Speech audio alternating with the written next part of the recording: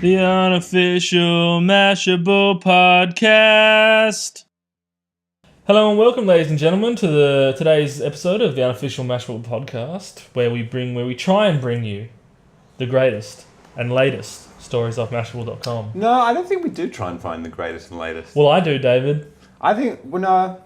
Okay, let me just say, we try and bring you the latest and greatest stories that we think are cool. Boom. Bring it to you and give you some cool information to go along with that. That was a little, yep. That's I'm Justin Flynn. David Fay.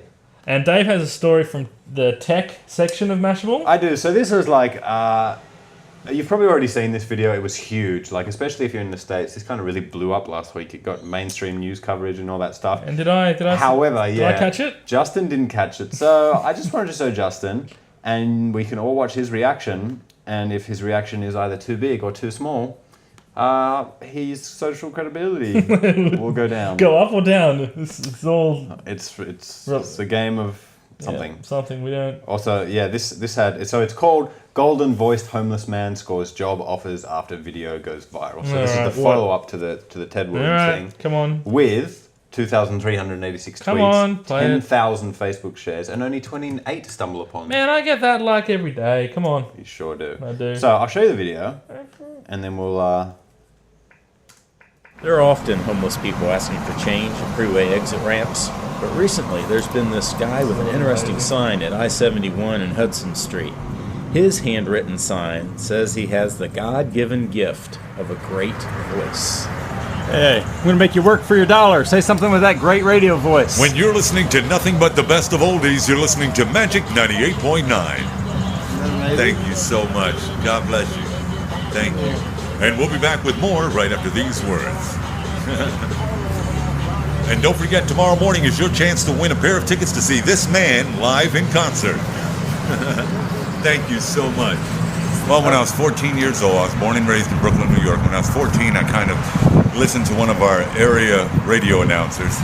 And I went as a field trip to go meet the guy, and he looked nothing like what he sounded like. So I asked him about that, and he said to me, listen, radio is defined theater of mind.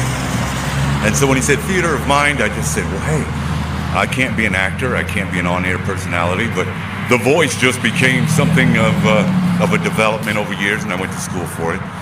And then alcohol and drugs and a few other things became a part of my life. And I got 2 years clean, and I'm trying hard to get it back. And hopefully somebody from one of these television or radio says, hey, I need a voiceover, or I need something. So, you know, I'm hoping one day, watch Family Guy, weeknights at 7:30 on Fox 28. Anything, but that's what it is. And I love radio.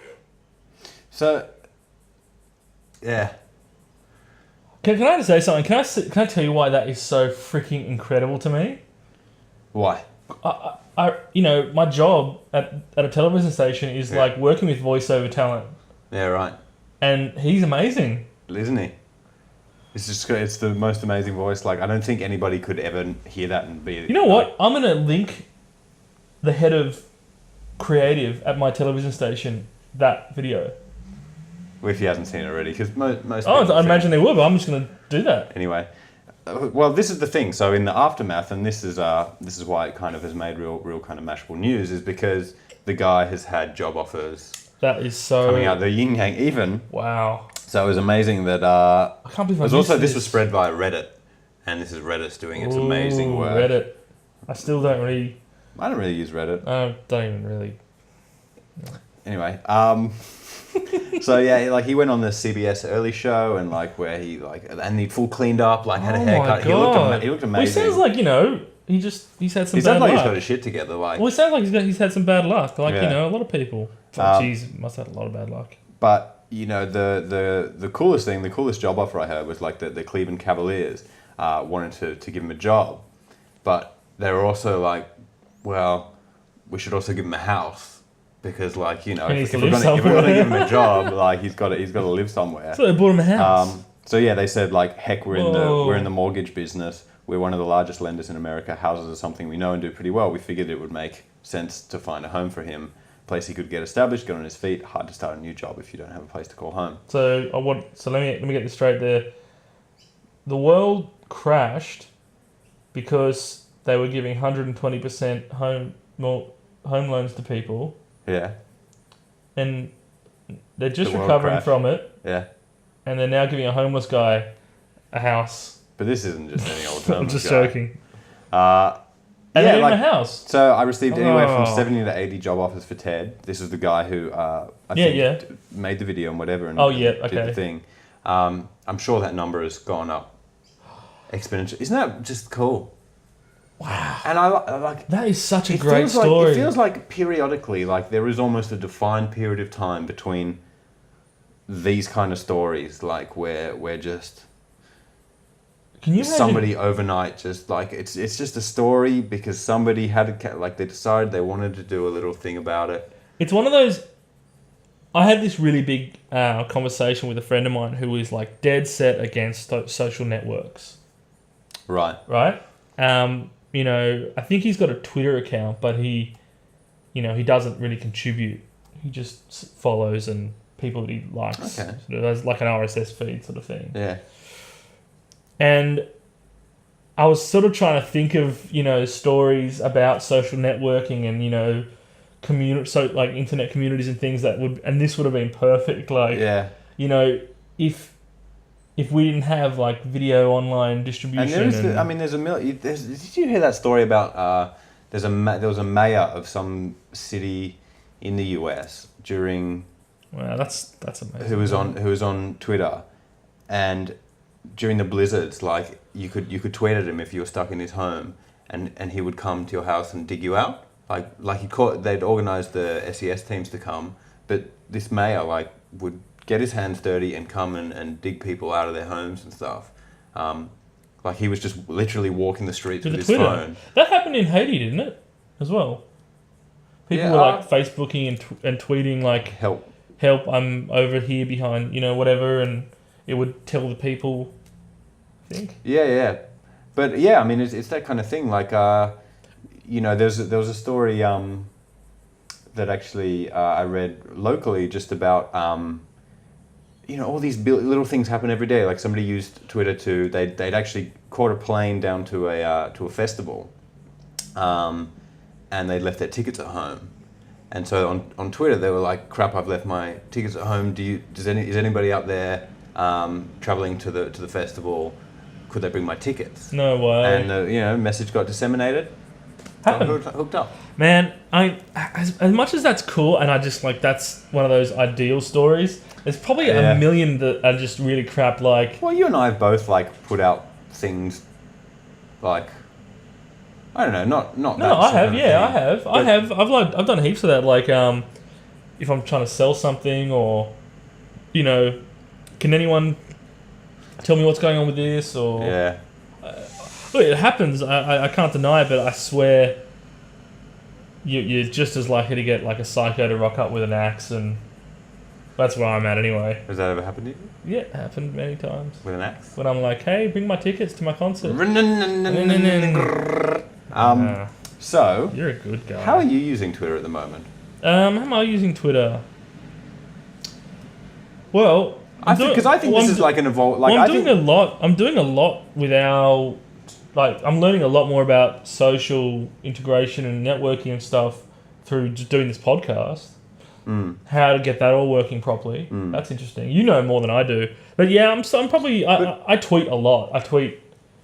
I'm probably like maybe 2 to 5, 6 tweets a day. That's not a lot. That's not a lot. That's a comfortable range. But that's more than I would say a large percentage of the Twitter But it users. fits within the realm of you won't piss people off with tips Yeah. today. But we've had this conversation before. Well, this is what I think we should do every now and then again, because I think Twitter is one of those things where it is really interesting to track how you use it over time. Because Facebook, for example, I think you and I fall in and out of love with Facebook quite quickly. But quite easily. I think we always love the idea of what Facebook is doing and new features they're going to do. But when it comes down to actually using Facebook properly, you and I don't necessarily. Well, we've been talking about our elusive TUMPcast Facebook page. I don't mean so much that. I mean just as people who use social Facebook. network. I've slowly just become really crap at using Facebook because. What do you mean crap at using it? What is there to do? besides just It's a very good question. stare at your stream and like click on stuff? That's exactly. Well, that's And all. that's it what. Yeah, I know, is. but like you kind of like I don't know. I feel like there's, and I think it coincides with periods of like great social activity, like when there are photos of you and people send you messages at lots of events and stuff like that. I went to a wedding yesterday. I'm hanging out for some photos to pop up. See, and that like then it is a real thing that drives you. But I think when things can be a little bit quiet, and you're just getting events to invites to events that you don't want to go to and stuff like that, it's just become messages of spam. What I do hope that happens with those events you get on Facebook is that people stop saying, yes, I'll come, if they're not going to come. Right. That's what I hope that would stop happening. Yeah. But I think the Twitter question is actually quite interesting because yeah, it always is. Just to see how you're how using people it are using differently it over time. Like, I think I'm using it differently to how I was using it like 6 months ago. I'm not using it differently, but having this podcast is I'm slowly getting my head around how Twitter is effective as opposed to how Facebook's effective, as opposed to how any other type of social network is effective with each other. And it's funny because like you really can't look at one social network and think you're going to be able to reach people. Like, yeah. Well, maybe you could look at Facebook. I mean, out of all of them, that's probably the closest one. Yeah. But again, I think Twitter's got a niche. Again, it's got another focus, and I think I gel with that a lot more. Yeah, I'm really actually looking forward to when Twitter can become more focused, when there are filters really good. I don't think it's hit that critical mass point. Semantic Twitter. Yeah, kind of. I mean, because like very early on, like I sorted all of the things into lists, and I got really organized and stuff. This was an attempt, wasn't it? It just became unmanageable. Of like, I just got sick of trying to put people places and do all that stuff. Yeah, but I think everyone's struggling with that, man. Like someone was saying, I saw an interview with the inventor of Twitter just recently. Oh, yeah. And he was saying the hardest thing about real time is ordering it and filtering it and stuff. He said we've got real time down. Yeah. We can do that now, but in giving it in any sort of categorized order it's just huge. So I think it'll come, but I think it's going to be slow. I think it'll be a slow thing, but it'd be cool. Cool. Well, from homeless people to Twitter to the end of our episode.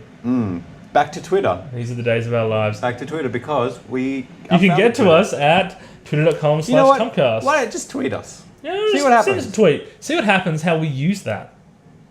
Yeah. And also email. We'll probably just reply. Yeah. And also email at contact@TUMPcast.com. That's something I'd like to talk. I'm sure Mashable's done a thing about that, like the way emails kind of come back as a major like. I mean, with the whole Groupon thing and the deal a day things and the way emails now kind of being revitalized and reused is because of group. Oh yeah. Is it gonna like? But that's with that, becoming product focused and. I'm sure the same. Maybe emails just being looked at the same way that social networks have been looked at. Yeah. We all have our own contact lists. We do indeed. Our own little mini social networks. Yes. Goodbye. That's it for the week.